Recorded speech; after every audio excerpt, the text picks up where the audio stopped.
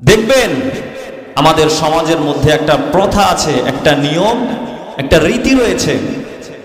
প্রত্যেকটা জিনিসকে, যদিও সেই জিনিসটা বেদামি হোক, অমূল্য হোক, কিন্তু যখন ওই জিনিসটা কোনো বড় মানুষের দিকে সম্পৃক্ত করা হয়, যখন ওই জিনিসটার নিসবত বড় মানুষের দিকে, বড় ব্যক্তিত্বের দিকে করা হয়, তখন দাম অটোমেটিক বেড়ে যায়।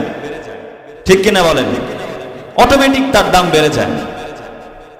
উদাহরণ দিলে বুঝবেন। আল্লাহ রসুল সাল্লাল্লাহু আলাইহি ওয়াসাল্লামের একজন গোলাম ছিলেন, নাম হচ্ছে যায়েদ বিন হারেস। কি নাম? যায়েদ বিন হারেস। গোলাম ছিল আল্লাহ রসুল সাল্লাল্লাহু আলাইহি ওয়াসাল্লামের। তাহলে গোলাম কার? রসুল সাল্লাল্লাহু আলাইহি ওয়াসাল্লামের। আল্লাহ রসুল বলেছেন যে যায়েদ বিন হারেস আমার গোলাম।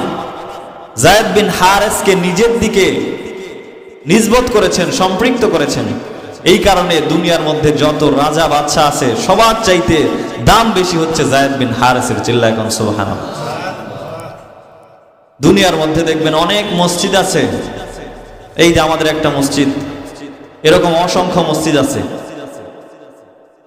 আল্লাহর রসুল সাল্লাল্লাহু আলাইহি ওয়াসাল্লামের নামে একটা মসজিদ আছে, যেটাকে বলা হয় মসজিদে নববী। আচ্ছা, এই মসজিদ আর ওই মসজিদের দাম কি এক? কথা বলেন, দাম কি এক? এক নয়। কারণ কি? কারণ হচ্ছে ওই মসজিদের সম্পর্কটা স্বয়ং আল্লাহর রসুলের সঙ্গে। কথা বলেন ঠিক কিনা?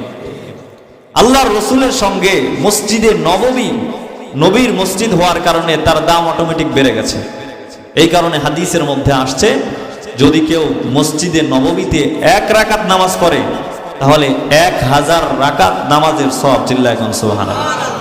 আরেক বর্ণনায় আসছে 50,000 রাকাত নামাজের সওয়াব পাওয়া যায়। চিল্লায় কোন সুবহানাল্লাহ। কেন এত সম্মানিত হইল, মর্যাদা বান হইল? এর কারণ হচ্ছে নবীজি নিজের দিকে নিসবত করেছেন। তো তেমনি ভাবে এই শাবান মাস, রসুল যেহেতু বলেছেন শাবান শাহরি, এটা আমার মাস, নিজের দিকে সম্পৃক্ত করেছেন।